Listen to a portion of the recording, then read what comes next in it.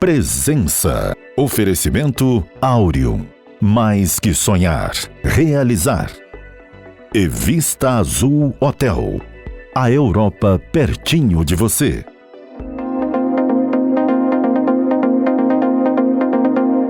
Hoje, a presença do professor Fábio Flores, com quem a gente passa a conversar agora.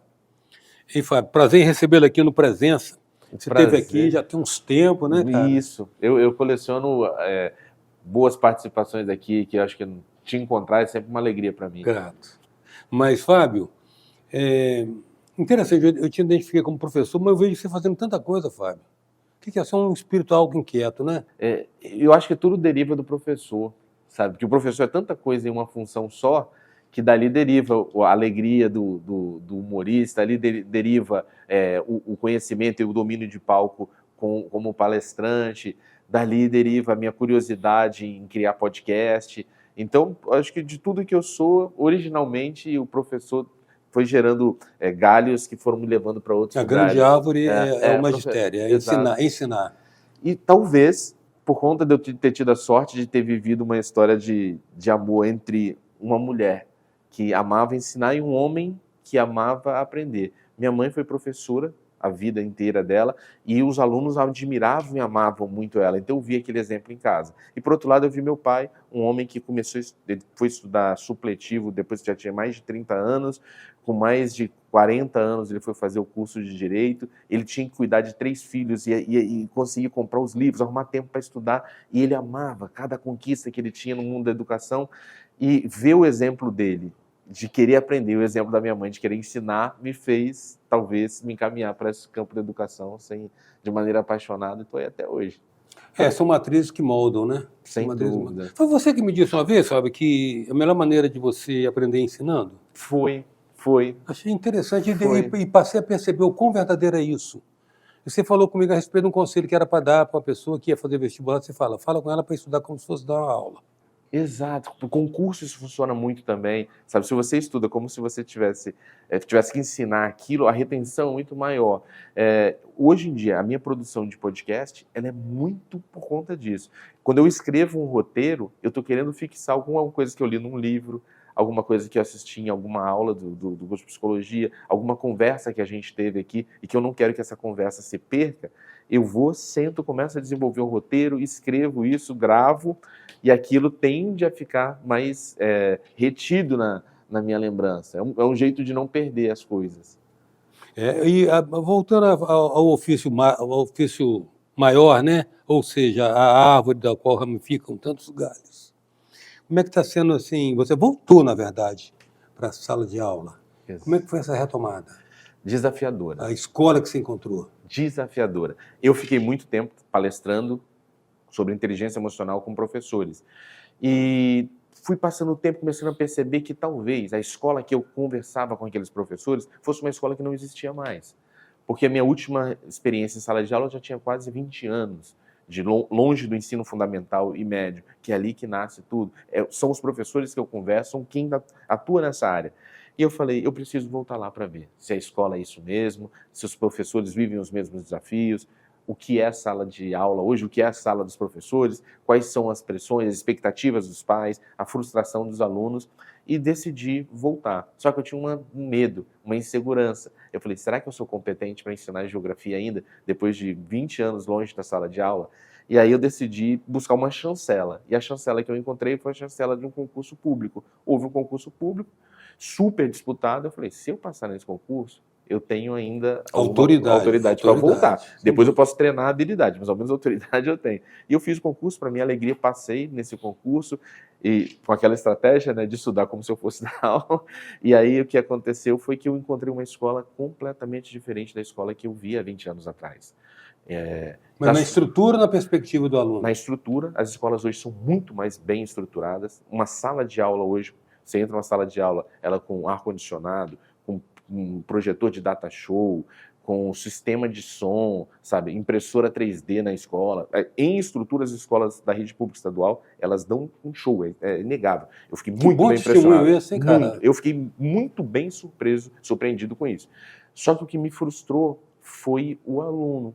De maneira geral, eles estão eles perderam interesse em relação à escola muito grande. Deixaram de acreditar que a escola poderia ser um lugar, um passaporte para eles transformarem a vida deles em muitas instâncias. O que eu vou falar pode parecer muito grosseiro e triste, mas é a minha sensação em relação. Eu sinto em muitos alunos como se eles estivessem vivendo, cumprindo uma prisão em semiaberto, em que eles passam ali 5, 6 horas dentro da escola para poder ter a vida deles, começar a viver depois que eles saem dali. Porque eles acham a escola uma pena que eles têm que cumprir por conta de várias contingências. E isso me frustra muito. Então, meu trabalho hoje, em sala de aula, é muito de reacender a chama da fé neles mesmos, no potencial transformador da educação, no que a educação pode fazer por cada um e cada uma delas. Uma coisa que eu ouço desses alunos, que me dói na alma, é um aluno que está indo para o 9º ano, fala assim, nossa, ainda bem que estou terminando os estudos. E quando ele fala terminando os estudos, eu falava com ele, mas por que onde terminam os estudos? Ele falou, não, para você terminar, porque o ensino médio faz quem quer, né? Até aqui a gente é obrigado a fazer. Cara, não termina, deixa eu te dar essa notícia. A gente sempre vai ter que aprender. Eu estou com 51 anos, estou estudando, estou fazendo um curso, de repente já estou pensando o que eu vou fazer depois desse. O mundo não vai parar de mudar porque a gente desistiu de aprender. E aí eu vou conversando com eles, apresentando esses potenciais de como ele pode transformar a vida dele, que não é só na questão financeira, que é na compreensão do mundo, na compreensão dele, na compreensão do outro, que o estudo pode oferecer isso para a gente de possibilidade, e eu vou ganhando no varejo. É lógico que o atacado é frustrante. Quando você vê o atacado, te frustra. Mas quando você consegue trazer alguém, pensar um de cada vez, e é muito isso, né? A gente não vai mudar o mundo inteiro. A gente muda o mundo mudando um mundo de cada vez. Então, quando você tira um aluno e ele começa a entender que ele pode ir além daquilo que disseram para ele, que era o limite dele, pô, ganhei o dia, ganhei um ano. Mas comecei no ano passado, estou nesse ano e estou me desafiando. Você me lembrou daquela célebre... Tem até um vídeo motivacional que passa nos cursos do cara que recolhe as estrelas do mar e devolve para... Sim. Né? Aí o outro questiona, pô, cara, mas vai fazer diferença? Para essa faz. Faz. Para aquela estrela ali faz. E faz muito, sabe? Eu dei uma sorte que eu caí numa escola muito bem dirigida, a gente tem uma diretora muito sensível, e logo que eu entrei, nas primeiras conversas, antes ainda dos alunos chegarem, ela conversando comigo, ela falou o seguinte, Fábio, eu acho que é um desperdício eu te usar só em geografia. Vamos fazer o seguinte, eu vou te dar só 2 turmas de geografia e as outras você vai trabalhar uma disciplina chamada projeto de vida. Eu falei, mas o que é projeto de vida? Ela foi me explicando, me dando uma clareada. É uma disciplina que está no currículo hoje em dia, que é uma disciplina para fazer o aluno criar uma expectativa para a vida dele, sabe? Uhum. Não só no campo profissional. David, que família ele quer ter? Que pessoa ele quer ser dentro dessa família? Que emprego ele sonha? Sabe? Ele sonha em fazer uma faculdade? Se sim, como que ele chega? Que às vezes para o aluno, para muitos, eles não têm essa noção de que quando termina o ensino fundamental, para onde vai? O que é faculdade, professor? Quantos anos é uma faculdade? Quanto tempo eu invisto nisso? E depois dessa faculdade? E eu posso trabalhar com o quê? Para trabalhar com isso, tem que estudar o quê? E às vezes o caminho dele nem é estudar. Ele fala assim, poxa, meu sonho é ser jogador de futebol, professor. Eu preciso estudar isso tudo? Aí você trabalhando, pô, se o seu sonho não é jogar na Europa, saber um pouco de geografia, acho que faz parte do teu projeto de vida também. Então você vai clareando a visão dos alunos ao longo do ano e tem sido um exercício maravilhoso, assim, e que reacende a esperança, de reacender essas chamas de desistências que eu vinha sentindo neles. Então foi um presente, eu caí no lugar certo e estou feliz nessa jornada, embora às vezes muito angustiado, e eu começo a entender melhor o sofrimento do professor. Porque muito palestrante que vai conversar com professores, com as redes, fala aquela coisa bonita, aquele discurso bonito, por estudar uma escola por meio da teoria, ou mesmo quando experimenta a prática, experimenta uma prática pensada no laboratório, em situações sob controle. E quando ele é visitante na escola. Cara, se você quer entender a escola, vai lá todo dia. Entra no 9º ano, na 6ª aula, e vê o nível de desânimo daquela turma e tenta implementar aquela técnica maravilhosa que você fala que funciona para todo mundo, sabe? É ali no chão da escola que todo mundo tinha que voltar para entender exatamente e ter empatia com o professor. Antes de você culpabilizar qualquer professor, porque os professores de hoje em dia são isso, são aquilo, o professor está fazendo isso, entra um dia só. Passa uma semana numa escola tentando ensinar. Principalmente quando você deixa de ser visitante, quando você é residente. Enquanto você é visitante, isso é novidade. Você Quando está vira imerso residente, naquela realidade ali. Mas aí, veja bem, nesse caso, a partir dessa experiência, qual o cenário com que ele se depara? Você falou que, do ponto de vista da estrutura física, né, vamos partir da sua experiência sim, pessoal. na minha experiência. Está bem. Mas, a partir daí, qual é o cenário que poderia ser considerado desestimulante ou que contraria aquele modelo ideal desenvolvido em condições sob controle? O que estaria de gravoso ou de antagônico? Acho que pega muito essa questão do desinteresse. É muito triste. Do aluno, Você chegar e você não ter a reação. Como reflexo também de uma estrutura social que ele traz ali para dentro? Exato. Ou não? Assim, de alguma maneira, esse estudante, ele passou a acreditar, fizeram ele acreditar de alguma maneira, que não faz diferença estudar. Nenhuma. Que o estudo não vai causar nenhum impacto na vida dele. Então ele começa a entender aquilo ali como uma obrigação, como algo que não é possível. Então quando você chega com o melhor da sua intenção e você é recebido às vezes com indiferença, com conversa, alguns alunos desafiando fisicamente o professor, sabe? Isso é muito triste, assim. Isso abala muito o emocional desse professor, que foi movido por um sonho para se tornar educador. E quando ele não vê o sonho dele implementado, ele não vê caminhos para a implementação desse sonho, aí fica extremamente triste e gera o adoecimento emocional do professor. Durante algum tempo atrás, a principal causa de afastamento dos professores de sala de aula era problema nas cordas vocais, porque ele falava muito, dava muitas aulas. Depois passou a lesão por esforço repetitivo no ombro. Hoje é adoecimento emocional, é a depressão, é a síndrome de pânico, é a crise de ansiedade que está tirando esse professor de sala de aula para afastamentos temporários e definitivos. E é muito grande. E sem um suporte? Olha, começa a haver suporte. Um suporte. Na rede pública estadual, você tem hoje em dia uma rede com psicólogo e assistente social dentro da escola para dar conta dos problemas sistêmicos da escola. Você tem uma rede paralela para poder apoiar esse professor, mas ela talvez até por pouca divulgação, isso ainda não tem sido acessado muito pelos professores, e pelo fato dele trabalhar muito, em muitos lugares, ele não se permite dar uma pausa para buscar um acompanhamento, porque senão ele vai deixar uma turma parada, ele vai deixar a escola desfalcada. Então, o nível de adoecimento é muito grande, isso é muito preocupante, sabe? A saúde mental do professor hoje é um desafio enorme e, para tristeza nossa, na hora que vão fazer, muitas vezes, muitas secretarias de educação, quando vão pensar em treinamento para o professor, na hora que vai falar de inteligência emocional, fala, não vou botar nesse assunto motivacional, não, vamos botar assunto técnico. Poxa, ser gestor da emoção não é um assunto técnico? É normal adoecer tanta gente assim? Sabe? Às vezes falta essa sensibilidade de perceber que inteligência emocional é um assunto técnico de um professor que tem que lidar com a própria emoção e a emoção de 35 pessoas na frente dele. A presença hoje do professor Fábio Flores. A gente volta já. Venha viver momentos inesquecíveis no Vista Azul Hotel, nas Montanhas Capixabas. Resort com piscinas interna e externa, quadras de tênis, jacuzzi, suítes amplas e confortáveis, lounge com lareira e um mirante com vista para a Pedra Azul.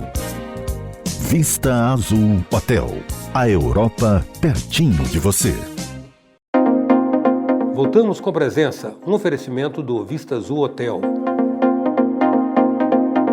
Voltamos com a presença do professor Fábio Flores. Fábio, toda vez que eu te anuncio como professor, fico tentado a ficar enumerando as outras coisas. Você é palestrante, humorista, escritor. Podcaster. Podcaster. Que bom, né? A mídia social, ela democratizou a possibilidade de conteúdos relevantes e irrelevantes terem acesso. Eu acho que o grande lance foi esse, foi democratizar mesmo. Das coisas que eu fiz no campo da arte, o que mais me moveu paixão foi o rádio. Eu acho o rádio completamente apaixonante, mesmo. Eu seria capaz de largar tudo que eu faço só para fazer rádio, que eu acho que é um veículo gostoso demais. E atuei em rádio, tive a oportunidade de atuar em algumas rádios aqui do Espírito Santo. Depois, para questão de mercado, eu acabei me afastando. Mas aí o que eu pensei, eu posso ter a minha rádio. e a minha rádio é o meu podcast. É. Então ali Exato. o podcast precisava ouvir isso. Lá eu tenho um episódio semanal, eu coloco o tempo de duração que eu quiser no episódio, eu coloco a música que eu quiser tocar, eu comento a música que eu quiser tocar, o assunto Você que é eu o quero boss. tocar. Você é o boss. Exato. E tem um contato direto com o público ali, sem filtros. É gratificante. Agora quero rebobinar um pouco nossa conversa do bloco anterior para saber de uma coisa que não pode ficar assim mencionada aleatória ou casualmente, não tem que resgatar isso. Essa ideia da disciplina, do projeto de vida, foi iniciativa da diretora ou Não, é extracurricular? É da Secretaria de Educação. Caraca, velho, mas isso aí Ela é merecia ser mais bem divulgado. ela é Eu estou interessantíssima. admirado. E interessantíssimo. Interessantíssimo. A gente pode trabalhar tantas questões de natureza socioemocional, que eu exploro muito esse campo, mas, por exemplo, nessa semana que eu estou trabalhando com os alunos, como montar um currículo vitae. Então, como é que a gente monta o currículo vitae? O que tem que escrever? Aí eu falei bem assim, vamos começar por uma proposta de emprego real. A gente pegou uma proposta de emprego, vamos ler isso aqui, vamos entender quais são os requisitos da vaga, vamos ver quais são as características que eles estão procurando, vamos ver o que encontra eco em você. Você vai precisar se apresentar, não só pelas suas características objetivas, do que você estudou e trabalhou, mas também, o que você se envolve de causa voluntária no mundo? Como que você transforma o mundo de alguma maneira? Sabe? Por que essa vaga é importante para você? Então, os alunos começam a escrever lá e num lance prático. Tão prático que, por exemplo, em uma aula eu falei com eles sobre o projeto Menor Aprendiz, assim, um mês depois o aluno falou, professor, eu consegui uma vaga. Agora eu também estou trabalhando no Menor Aprendiz, consegui um emprego. Para aquele cara mudou a vida dele, mudou a vida daquela pessoa. E fora as outras questões de natureza socioemocional, de você levar para a sala de aula. Uma vez eu conversando com eles, botei uma atividade que era a seguinte, me fale sobre um problema que você nunca contou para ninguém. Eu dei uma carta em branco para eles, pedi que eles escrevessem. E orientei eles, falei, tudo que vocês escreverem aqui, eu não vou revelar para ninguém o conteúdo do que foi escrito, não vou revelar a autoria de quem escreveu, mas a gente vai conversar aqui sobre a questão que vocês escreveram. Todos me entregaram os papéis, eu selecionei algumas histórias e recontei a história, fazendo uma pequena adaptação para não gerar nenhum tipo de identificação por parte dos alunos. Eu falei do problema. E aí a gente começou a abrir uma roda de conversa para falar sobre aquelas dificuldades que eles viviam. E aí a dificuldade de um era a dificuldade de muitos. E aí os outros iam falando como eles lidavam com aquela questão, como que eles passaram, como estão passando, como que eles conseguem resolver. E aquele momento já estava completamente rico. E aí eu tive a oportunidade de pegar trechos daquilo, imprimir e coloquei, de haver uma reunião de responsáveis, de pais e mães da escola, e eu peguei, imprimi e botei na sala que eu estava atendendo esses pais, trechos impressos com palavras deles. E aí os pais, quando chegavam lá, tomavam um tapa, né? Que era aluno tipo, falando assim, eu queria ter intimidade para conversar com meu pai sobre os meus problemas, mas na minha casa, a única pessoa que eu consigo conversar é com o meu cachorro. Outra pessoa falava bem assim, um aluno que chegou e falou bem assim, eu não consigo acreditar que meu pai me ama, porque antes de eu nascer, ele disse que minha mãe tinha que me abortar. Então, eles traziam um conteúdo emocional de questões que estavam aprisionadas e que, às vezes, o pai nem reconhece, nem sabe que existia esse problema, nem imagina. E como que a gente pode transformar essa barreira que existe entre eles de uma maneira saudável e produtiva, para melhorar aquele relacionamento, que se eu melhoro o relacionamento desse menino dentro da casa dele, vai refletir dentro do comportamento dele dentro da escola. Sabe? Então, a gente está sempre lidando com essa matéria-prima humana para potencializar nele o que ele tem de melhor, destravar algumas coisas que estão amarrando ele naquele lugar, fazer ele acreditar que existe uma vida para além daquele lugar que ele está existindo hoje, porque às vezes ele vê o lugar que ele está como lugar de destino final, que ele não vai passar dali. Até onde ele vai chegar, né? Vem cá, você trabalha muito com a temática da inteligência emocional nas suas palestras para professores, né? Sim. Aí você viu recentemente, você experimentou essa ducha fria de vamos tratar de matérias técnicas, não motivacionais. Interessante, dois Nobéis de Economia recentemente foram entregues a 2 psicólogos que descobriram que a pessoa pode ter todo o arcabouço racional, mas ela decide basicamente com base nas suas emoções. Pô, tá demorando a chegar a isso. em algumas áreas, né, cara? Exato. Cada vez Freud é mais vivo, né? A gente Impressionante. não é senhor dentro da nossa própria da casa. A gente é muito guiado pelo conjunto de emoções e pela nossa história, né? Como que a gente foi se dando significado às experiências que a gente viveu na vida. Então, à medida que a gente pode desenvolver a habilidade de falar sobre a nossa história e experimentar, construir novos significados, a gente começa a deixar para trás o que não leva a gente para frente, começa a tornar um pouco a vida mais leve, porque a vida hoje ela é extremamente desafiadora e competitiva. A gente está num mundo onde a gente precisa competir um com os outros, a gente olha para a rede social, a gente não consegue relaxar, porque parece que o mundo de todo mundo está andando e o nosso está atrasado. Então, nesse mundo extremamente competitivo, você quer esperar pessoas saudáveis. Então, precisa ter vozes dissonantes nesse discurso. Então, muitas vezes, o que eu faço dentro das minhas palestras, mas hoje, especialmente também nas redes sociais, é um espaço de apresentar vozes dissonantes, questionamentos dissonantes, a pessoa trazer um pouco de leveza para ela, porque tem um discurso que era muito comum, que é muito comum até hoje, que eu acho que as pessoas, eu trago muito isso dentro do projeto de vida também, das pessoas falarem, a gente tem que trabalhar com o que a gente gosta, porque se você não trabalhar com o que a gente gosta, eu falo, cara, isso é um discurso de gente muito privilegiada, falar que todo mundo tem que trabalhar com o que a gente gosta. Muito privilegiado. A gente trabalha com o que precisa fazer. É lógico que uma parcela da população vai trabalhar com o que efetivamente gosta e tem prazer em fazer. Isso é uma bênção, é um milagre da vida. Mas, no entanto, se você desloca o propósito da sua vida para outro campo, o trabalho passa a ser o seu patrocinador no seu propósito. E logo gratificante. Também, sabe? Eu vou imaginar, eu acho que o cara que trabalha limpando fossa, o limpador de caixa de gordura, ele não sonhou em ser isso. Ele não acorda na segunda-feira felizão porque ele vai ter que mergulhar dentro de uma fossa para tirar. Mas se o propósito da vida dele não é o trabalho, que tentam fazer, que a gente acredita que o nosso propósito é o trabalho, o propósito dele é criar filhos saudáveis. Saudáveis fisicamente, emocionalmente, se ele fala bem assim, poxa, é daqui que vem o dinheiro que eu vou pagar a escola do meu filho, o curso do meu filho. Isso pode trazer um nível de motivação muito especial para ele encarar aquela segunda, terça, quarta, quinta, sexta. Mas essa interpretação, Fábio, é mais determinante, mais importante, é disparadamente mais importante, de fato, e ter a possibilidade de transmitir isso. Eu não sei se isso é um pendão especial do professor, no caso seu, ou se deveria ser colocado como uma prática pedagógica, né? Mais importante que qualquer matéria técnica, que pode ser assimilável em outras circunstâncias, de outra maneira. Sim. Né? Aprender a ressignificar, aprender a questão, por exemplo, do deslocamento, a natureza do trabalho e o propósito com que você exerce o trabalho. A propósito, aliás, sem jogo de palavras, como é que se ensina geografia hoje? Geografia hoje é ensinada... Eu sei que desde os tempos das capitanias hereditárias, quando eu frequentava a escola antiga, primária, né? Era nomeação de acidentes geográficos, nome de rua, capitais e tal. Uma vez um menino perguntou assim, eu tenho que saber por que o nome da capital da Sibéria lá.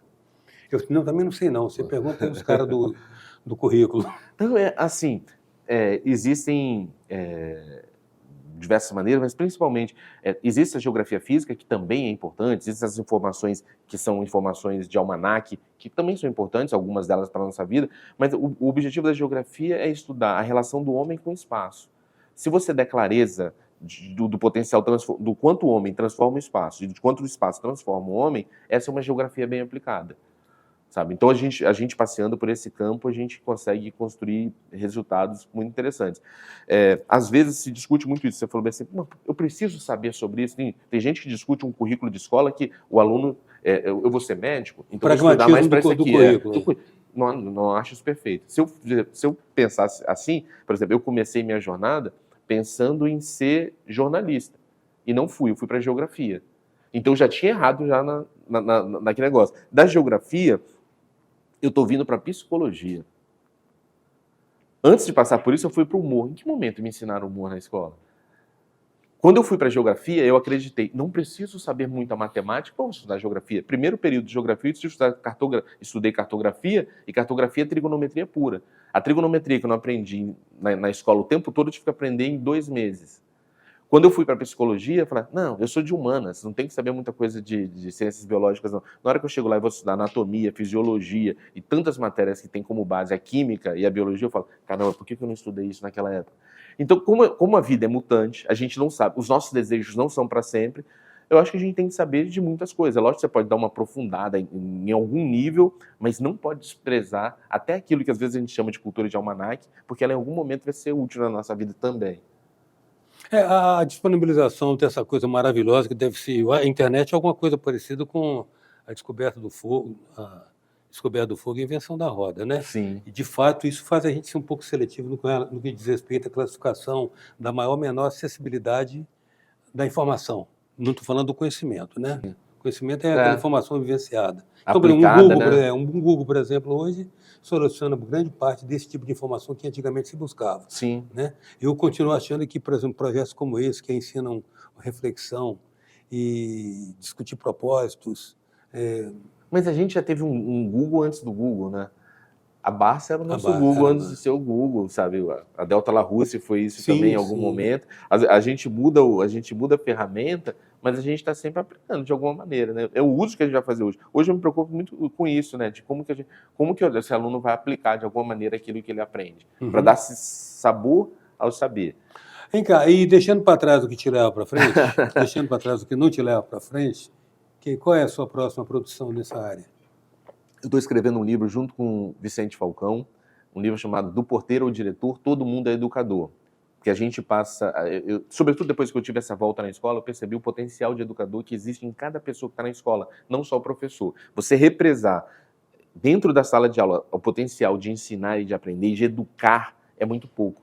Porque a pessoa que está na portaria da escola, quando ela recebe o aluno, quando ela recebe aquela criança que está chegando lá, se ela recebe com um sorriso, com afeto, ela pode impactar o dia daquela criança profundamente. Ali também está um ato de educação.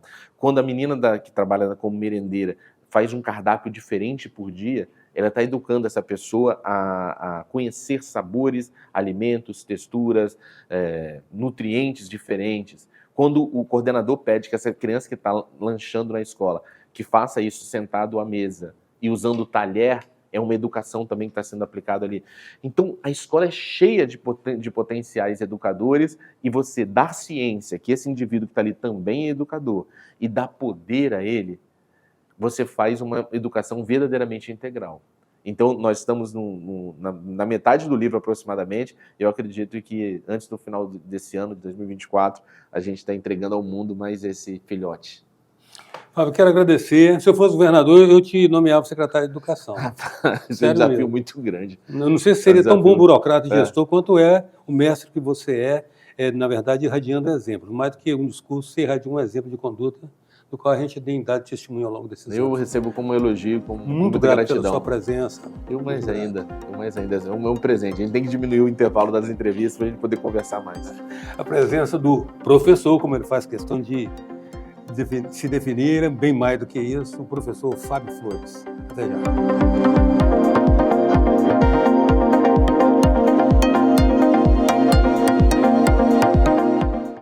Venha viver momentos inesquecíveis no Vista Azul Hotel, nas Montanhas Capixabas. Resort com piscinas interna e externa, quadras e tênis, jacuzzi, suítes amplas e confortáveis, lounge com lareira e um mirante com vista para a Pedra Azul. Vista Azul Hotel, a Europa pertinho de você.